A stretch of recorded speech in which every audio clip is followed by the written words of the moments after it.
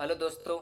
आज हम जिस टॉपिक के ऊपर बात करने जा रहे हैं वो है, हम बेसिकली A1 के अंदर जो पहला चैप्टर है उसके ऊपर बात करेंगे। तो इस टॉपिक की अलग अलग थीम है। तो फर्स्टली हम डिस्कस करेंगे ग्रूसन के बारे में, जिसको बोला जाता है ग्रीटिंग, जिसको बोला जाता है शुभकामनाएं। सेकंड होता है फेयर अपशीडन। फेयर अपशीडन का मतलब होता है जब आप किसी को गुड बाय कहते हैं या जब किसी को अलविदा कहते हैं, उसके बारे में डिस्कस करेंगे। थर्ड चीज़ हम डिस्कस करेंगे कि हम कैसे दूसरों को, किसी को कैसे इंट्रोड्यूस करा सकते हैं, हम खुद का परिचय कैसे दे सकते हैं। फॉर एग्जांपल इंग्लिश में बोला जाता है my name, I live in Jaipur, I live in India, I come from India, I am a student, I am engineer, I am a teacher. So इस तरीके से कई चीज़ें हम डिस्कस करेंगे। तो चलिए इसको स्टार्ट करते हैं। सबसे पहला टॉपिक जो है वो है ग्रीटिंग, जिसको बोला जाता है शुभकामनाएं हिंदी के अंदर। तो जिसको जर्मन में बोला जाता है डेया ग्रूस डी ग्रूसर। ग्रूस डी ग्रूसर, डी ग्रूसर मतलब शुभकामनाएं।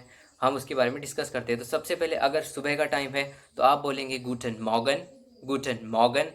अगर दिन का समय है तो आप बोलेंगे गूटन टाग, गूटन टाग।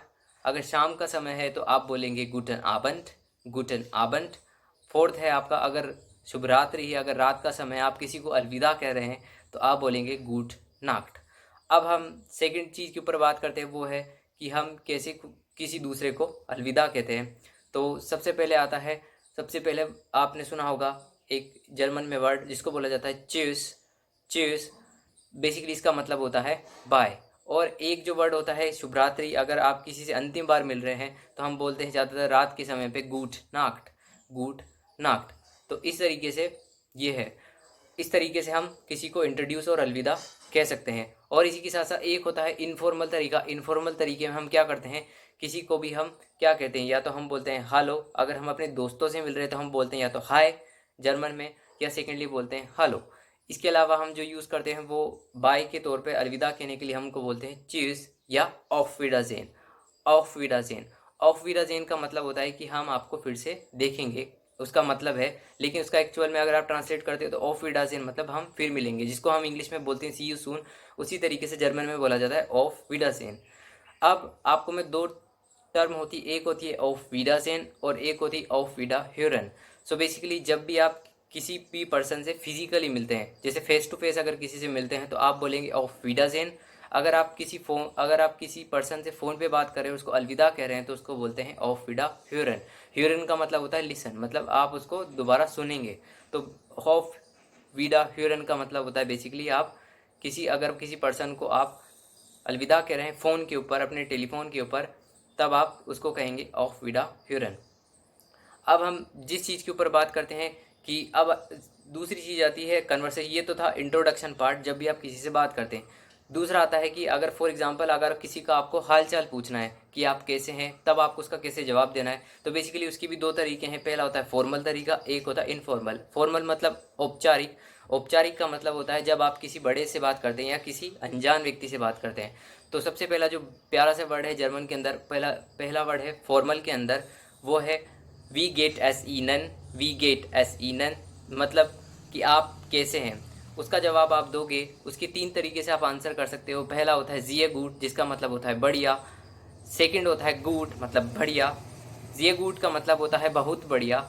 गुड का मतलब होता है बढ़िया। और एस गेट का मतलब ठीक ठाक, मतलब सही चीज़ें सही चल रही है। और एंड में आप बोलते हैं दांके उंट ईनन, दांके उंट ईनन। अगर फॉर एग्जांपल अगर आप मुझसे कुछ पूछते हैं कि वी गेट एस ईनन, तो मैं बोलूँगा जिया गुड दांके उंट ईनन।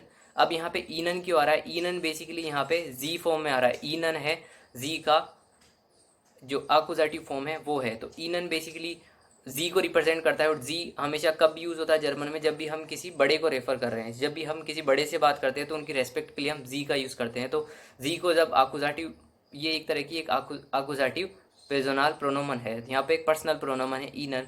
दैट्स वाई हम इसका यूज़ कर रहे हैं। हम किसी और टॉपिक में इस चीज़ के ऊपर बात करेंगे यहाँ पे ईनन क्यों आ रहा है।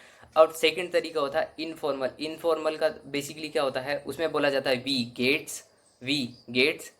इसको आप अपने दोस्तों के बीच में भी यूज़ कर सकते हैं, वी गेट्स। इसका भी मतलब होता है कि आप कैसे हैं। तो आप इसका आंसर बेसिकली सिंपल आंसर वही तीन तरीके है। पहला जी गुड मतलब बहुत बढ़िया, फिर आता है गुड मतलब बढ़िया, फिर आता है थर्ड वन आता है आपका एस गेट मतलब चीज़ें सही चल रही है। आपको सेकंड नंबर पे बोलना है दांके उंट डी है, उंट डी है। यहाँ पे डू नहीं आता, डी आता है। तो जब भी आपसे कोई पूछे वी गेट्स, तब आप आंसर करेंगे जिया गुट दांके उंट डी है।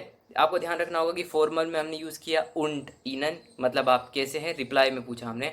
और जब इनफॉर्मल, जब आपने दोस्तों से बात करते हैं वहाँ पे यूज़ करते हैं उंट डियर, उंट डियर। तो ये हो गया आपके कि आप कैसे अपना हालचाल बता सकते हैं। अब थर्ड नंबर पे जो चीज़ आती है वो आती है कि कैसे खुद को इंट्रोड्यूस करें।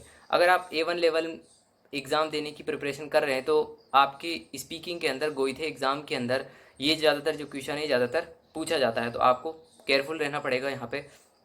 अब हम इस चीज़ पे बात करते हैं कि कैसे इंट्रोड्यूस करवा सकते हैं। तो सबसे पहले जो क्वेश्चन आपसे पूछा जाएगा वो पूछेंगे स्टेलन जी फॉर, स्टेलन जी फॉर, दैट मीन्स आप अपने आप को इंट्रोड्यूस करिए। यहाँ पे एक तरह की त्रेन बारन वर्ब है, यहाँ पे एक त्रेन बारन वर्ब है। ये क्या होती है हम आगे आने वाले वीडियो में बात करेंगे, लेकिन समझने के तौर पर फोर्थ स्टेलन का मतलब होता है कि फोर्थ स्टेलन एक तरह की वर्ब है जिसका मतलब होता है इंट्रोड्यूस योरसेल्फ, आप अपना परिचय दीजिए। तो वहाँ पे आपको क्या करना है, आपको 4 चीज़ें बतानी है सिंपली। सबसे पहले आता है आपका नाम। आप बोल सकते हैं नाम बताने के लिए 2 तरीके होते हैं। पहला होता है ईश हाई से जॉनसीना, मतलब मेरा नाम जॉनसीना है। सेकंड आप बोल सकते हैं माई नाम इस्ट जॉनसीना, माई नाम इस्ट जॉनसीना। आप दोनों में से कोई सा भी तरीका यूज़ कर सकते हैं। पहला इशाई से जॉनसीना, माई नाम इस्ट जॉनसीना। तो ये हो गया पहला जो चीज़ आपको बतानी है कि आपका नाम क्या है। दूसरे नंबर पे आपको बताना है कि आप किस कंट्री से आते हैं, तो उसके लिए वर्ड है ईश को में आउस इंडियन, ईश को में आउस इंडियन। सो ईश का मतलब होता है आई, कोमे का मतलब होता है यहाँ पे किस जगह से आते हैं, फिर आउस मतलब यह एक तरह की प्रपोजिशन है जो आती है से, और यहाँ पे आता है आप इंडिया। सो यहाँ पे हम इंडिया नहीं बोलते, इंडियन बोलते हैं जर्मनी के अंदर। तो ईश को में आउस इंडियन। सो ये आपका होपफुली ये क्लियर है। थर्ड वन आता है कि आप आपकी करंट लोकेशन क्या, अभी आप कहाँ पे रह रहे हो। फॉर एग्जांपल अभी मैं जयपुर में हूँ, तो हम मैं क्या बोलूँगा, ईश बोने इन जयपुर। ईश का मतलब मैं, बोने का मतलब रहना, जो आपकी करंट लोकेशन है। फिर दूसरी आती है यहाँ पे इन, जो एक तरह की प्रपोजिशन है जो एक लोकेशन को दिखाती है। और फोर्थ वन जहाँ पे भी आप रहते हैं, तो ईश बोने इन, जो भी आपकी जहाँ पे भी आप अभी रह रहे हो। अगर आप दिल्ली में रहे हो तो ईश बोने इन दिल्ली, ओडा जयपुर, ओडा रायपुर, ओडा छत्तीसगढ़, कुछ भी आप बोलना चाहते हैं वो बोल सकते हैं। तो ये हो गया तीसरा। चौथा आता है आपका नाम, कि आपका करंट प्रोफेशन क्या है। फॉर एग्जाम्पल अगर आप स्टूडेंट है तो आप बोलेंगे इश बिन स्टूडेंट, इश बिन स्टूडेंट। अगर आप फॉर एग्जाम्पल अगर आप मान लो आप एक म्यूजिशियन है, आप म्यूज़िक बनाते हैं, तो आप बोलेंगे इश बिन म्यूजिकर, इश बिन म्यूजिकर। अब इसके ऊपर भी हम एक सेपरेट वीडियो बनाएंगे कि अलग अलग प्रोफेशंस के लिए अलग अलग वर्ड यूज़ होते हैं। तो ज़्यादातर जो जर्मन सीखने वाले होते हैं ज़्यादातर स्टूडेंट होते हैं, तो आपका सेफ एंड सिक्योर आंसर होगा इश बिन स्टूडेंट। और पांचवी चीज़ जो आपको बतानी है वो ये है कि ज़्यादातर आपसे पूछा जाता है कि वेल्चे स्प्राकन स्प्रेशन सी, वेल्चे स्प्राकन स्प्रेशन सी। इसका मतलब होता है कि वेल्चे मतलब कौन सी, स्प्राकन मतलब भाषा, स्प्रेशन मतलब बोलना, जी ये एक तरह का मतलब फॉर्मल वर्ड है यू के लिए। तो आप कौन सी भाषा बोलते हैं, तो वहाँ पे आपको बोलना है कि इश स्प्रेश हिंदी इंग्लिश उंट लेआने डोइश। तो यहाँ पे आप क्या आंसर करेंगे, ईश मतलब मैं, स्प्रेश मतलब बोलना, मतलब मैं बोलता हूँ। कौन कौन सी लैंग्वेज है, हिंदी, इंग्लिश को बोलते हैं, इंग्लिश के अंदर SCH लगता है एंड में, तो आप बोले इंग्लिश। उंट मतलब एंड, मतलब और फिर आपको बोलना है लास्ट में ले आने डोइश, मतलब आप जर्मन सीख रहे हो। तो इसका मतलब क्या होगा कि मैं हिंदी इंग्लिश और जर्मन सीख रहा हूँ। तो इस तरीके से आपको आंसर करना, ईश स्प्रेश हिंदी इंग्लिश उंट ले आने डोइश। तो इस तरीके से आप आंसर कर सकते हैं। तो आई होप आप इन चीज़ों को अंडरस्टूड कर पाए हो। और अब हम इस चीज़ के लास्ट पार्ट में हम इस चीज़ के ऊपर बात करते हैं कि अगर आपको किसी से पूछना है, किसी से भी आप कन्वर्सेशन कर रहे हो, आपको उसके बारे में परिचय पूछना है, तो आप कौन कौन से क्वेश्चन पूछोगे। तो पहला पूछोगे आप वी हाइसन सी, फॉर्मल वे में जो औपचारिक तरीका है। अनौपचारिक तरीके में आप बोलेंगे वी हाइस्तु, वी हाइस्तु। तो पहला हो गया, मतलब आपका क्या नाम है। सेकंड क्वेश्चन आप पूछ सकते हैं कि वोहेर कॉमन जी, वोहेर कॉमन जी, मतलब आप कहाँ से आते हो, ये फॉर्मल। और इनफॉर्मल होता है वोहेर कॉम्स टू, वोहेर कॉम्स टू, इसका मतलब होता है कि आप कहाँ से आते हैं। फिर थर्ड आता है वो वोनंजी, वो वोनंजी, इसका मतलब होता है कि आपकी करंट लोकेशन क्या है। सेकंड वाले में वो है कोमनजी, इसमें आपको कंट्री का नाम बताना रहता है। वो वोनंजी में या वो वोन्सतू में आपको बेसिकली आपकी जो करंट लोकेशन है, जो आपकी सिटी है, उसका नाम बताना पड़ता है। लास्ट में आता है आपका कि वेल्श स्प्राकन स्प्रेशन जी, वेल्श स्प्राकन स्प्रेशन जी। सो यहाँ पे आप आंसर करेंगे आप कौन सी भाषा बोलते हैं। तो वेल्श स्प्राकन स्प्रेशन जी फॉर्मल, इनफॉर्मल होगा वेल्श स्प्राकन स्प्रेस टू, वेल्चे स्प्राकन स्प्रेस्ट तू।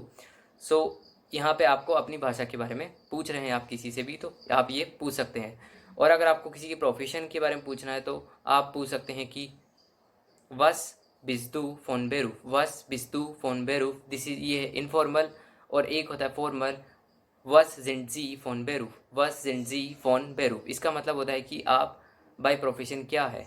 सो इस तरीके से आप किसी को भी आंसर कर सकते हैं। मैंने आपको इसका बेसिकली पहले ही आंसर कर दिया है कि आपको किस तरीके से इसका आंसर करना है, तो आप उसको अच्छे से नोटेट करिएगा। तो बेसिकली अब आपको मैंने चारों चीज़ें इंट्रोड्यूस करा दी है। पहला ग्रीटिंग्स पे हमने बात करी, फिर दूसरा हमने बात करी कि फिर अपशीडन जिसको बोला जाता है कि अगर हम अलविदा कहते हैं तब कैसे करना है, किसी का हालचाल कैसे पूछा जाता है। और चौथे नंबर पे हमने बातचीत करी कि हम कैसे खुद का इंट्रोडक्शन खुद की पहचान दे सकते हैं, प्लस किसी से कौन कौन से क्वेश्चन पूछ सकते हैं। तो इस तरीके से आप चीज़ों को रिहर्स कर सकते हैं। तो जितना आप अभी मैं इतनी सारी चीज़ें बोल पाया, वो कैसे बोल पाया, क्योंकि मैंने इसकी लगातार प्रैक्टिस करी थी। तो इस तरीके से ऑटोमेटिकली चीज़ें मेरे को सिस्टमेटिकली याद हो गई। तो आपको भी बेसिकली क्या करना है कि इतने सारी चीज़ों को आपको लिख लेना है। उसके बाद में जब आप किसी चीज़ को लिख लेते हैं तो आपको अच्छे से ये ध्यान हो जाती है। जब आपको अच्छे से ध्यान हो जाती है तब आप उसका रिहर्सल करें, जितनी ज़्यादा प्रैक्टिस होती है उसके साथ में करें। अगर आपके पास कोई पार्टनर नहीं है तो आप अपने फैमिली मेम्बर से बात करिए। हाँ, ये एक इंपॉर्टेंट पॉइंट है कि वो समझेंगे नहीं, पर लेकिन एक तरीके से आपकी प्रैक्टिस हो जाएगी। अगर आपको कोई डाउट होता है तो आप कमेंट सेक्शन में ज़रूर बताइएगा, मैं उसको डेफिनेटली सोल्व करूँगा। अगर आप चाहते हैं कि मैं और किसी टॉपिक के ऊपर एक्सटेंसिवली वीडियो बनाऊं तो आप उस टॉपिक को भी नोट डाउन कर सकते हैं, तो मैं उसके ऊपर भी सेपरेटली वीडियो बनाऊंगा। हम इस डिस्कशन को यहीं समाप्त करते हैं, एंड करते हैं, और हम फिर नेक्स्ट वीडियो में फिर एक नए टॉपिक के ऊपर बात करेंगे। और जो शुरुआत में मैंने आपको चीज़ बताई थी कि शुरुआत में आपको मतलब अब से वीडियो अपलोड होगा जहाँ पे हम बड़े टॉपिक को डिस्कस करेंगे, ये पहले चैप्टर की पूरी समरी थी।